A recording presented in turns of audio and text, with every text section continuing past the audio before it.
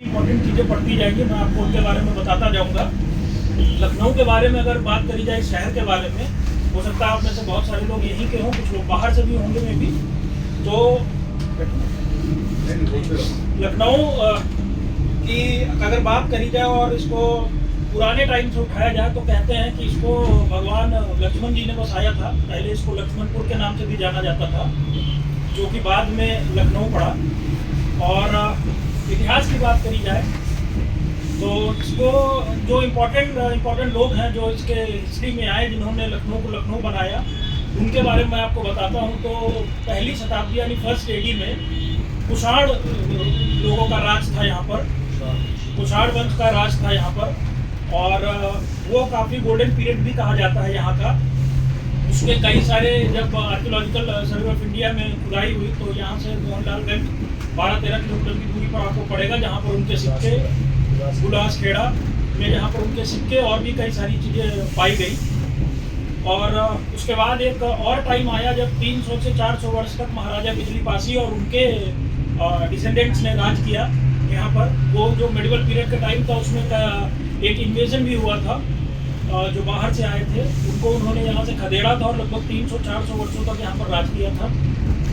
जो लखनऊ की स्पेशलिटी है आज की डेट में, जो हम लोगों को मालूम है, वो नवाबियत है, नवाबों का जो राज है। नवाब 1720-22 में यहाँ पर आए थे। आने के पीछे कारण ऐसा था कि जो दिल्ली के मुगल बादशाह थे, मोहम्मद अली शाह रंगीला, वो उस समय दिल्ली में राज कर रहे थे 1722 में। और उनको दो लोग थे, सैयद ब्रदर्स के नाम से जिनको जाना जाता था। तो सैयद ब्रदर्स उस समय इनको एक तरीके से पकड़ बनाए हुए थे, अपना कठपुतली बनाए हुए थे मोहम्मद अली शाह रंगीला को। और जिसको चाहते थे उसकी पोस्टिंग करते थे, जिसको चाहते थे वो अपनी पोस्टिंग से हटा देते थे। तो मोहम्मद अली शाह रंगीला उनसे काफ़ी परेशान थे, क्योंकि वो एक तरीके के सिर्फ नाम के बादशाह हो रहे थे उस समय पर। और उनका जो राज है, जो राजाओं का होता है, वो नहीं चल रहा था। और तो उस समय पर पर्शिया से एक व्यक्ति आए,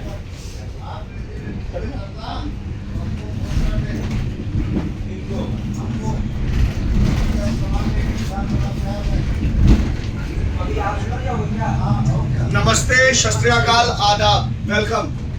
मेरा नाम शशांक है और मैं आज आपका टूर गाइड हूँ। मेरे साथ वैभव थे अभी तक, जिनको आप सुन रहे थे। तो लखनऊ के बारे में एक शेर कहा गया ना कि लखनऊ है तो महज गुंबदो मीनार नहीं, एक शहर नहीं, कूचाओ बाजार नहीं। इसके दामन में मोहब्बत के फूल खिलते हैं और इसकी गलियों में फरिश्तों के पते मिलते हैं, इसकी गलियों में फरिश्तों के पते मिलते हैं। तो जैसे कि अभी हमारे टूर गाइड ने बताया कि लखनऊ का इतिहास सिर्फ नवाबों का इतिहास नहीं है। इस शहर को बसाने में सिर्फ उनका हाथ नहीं था। इस शहर का नाम, इस शहर की पहचान और भी लोगों से होती है। जैसे कि कुषाण वंश पीरियड की बात कर रहे थे, 1 से 3वीं शताब्दी तक कुषाण वंश का पीरियड रहा। और उस समय यहाँ की जो कैपिटल थी वो मथुरा हुआ करती थी। एंड लखनऊ और Ayodhya was the silk route, ये सिल्क रूट हुआ करता था। और उसके बाद 3वीं से 5वीं शताब्दी तक गुप्त काल का पीरियड रहा। और गुप्त काल के पीरियड में यहाँ पर ईंटों का बनना, मंदिरों का, मस्जिदों का, इन सारी चीज़ों का बनना शुरू हो गया था। और यहाँ से 28 किलोमीटर दूर यानी 1090 चौराहे से एग्जैक्ट 28 किलोमीटर पार एक जगह पड़ती है जिसका नाम है उल्लास खेड़ा। वहाँ पर खुदाई के दौरान एएसआई को बहुत सारे सोने के सिक्के और मिट्टी के बर्तन और बहुत सारी ब्रिक्स और एक पूरी कॉलोनी, एक पूरी सिविलाइजेशन मिली है। थोड़ा साइड में लगा के धीरे धीरे चलो। और अगर ये बात की प्रामाणिकता देखनी है आपको तो आप चिड़ियाघर में स्थित स्टेट म्यूजियम है, वहां जा सकते हैं और कुषाण वंश के वो सिक्के, वो घड़े, वो चीजें देख सकते हैं। अभी बाईं तरफ जो कोठी है, इसको कहते हैं वैसे तो राज्यपाल भवन, लेकिन इसका नाम था पुराना कोठी हयात बख्श।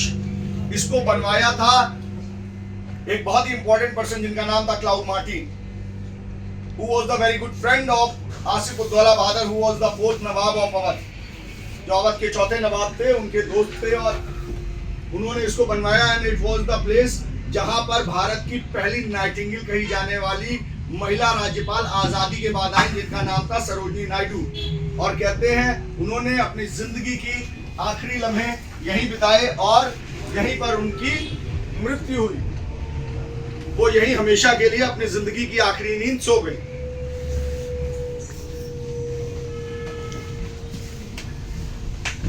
तो it was the main post in the time period of 1857। ये अंग्रेजों कंपनी के लिए ये मेन चौकी हुआ करती थी।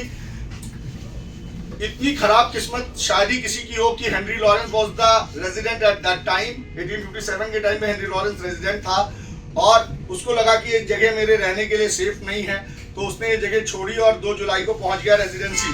और जैसे ही 2 जुलाई को पहुंचता है वैसे ही उसको 2 जुलाई को वहां पर एक गोला आके, जिस कमरे में वो बैठा था, एक गोला आके वहां लगता है और उसकी वहीं वो घायल हो जाता है। उसके बाद उसको डॉक्टर फेडर के घर लेके आया जाता है और उसके बाद वहीं पर उसकी 4 जुलाई को मृत्यु हो जाती है। उसके बाद कर्नल बैंक ने यहाँ पोस्ट संभाली और पोस्ट संभालने का नतीजा ये हुआ कि ये बहुत प्रमुख चौकी बन गई और कर्नल बैंक के नाम से ही पश्चिम की तरफ एक सड़क जाती है। आज उस रोड को बैंक रोड कहा जाता है।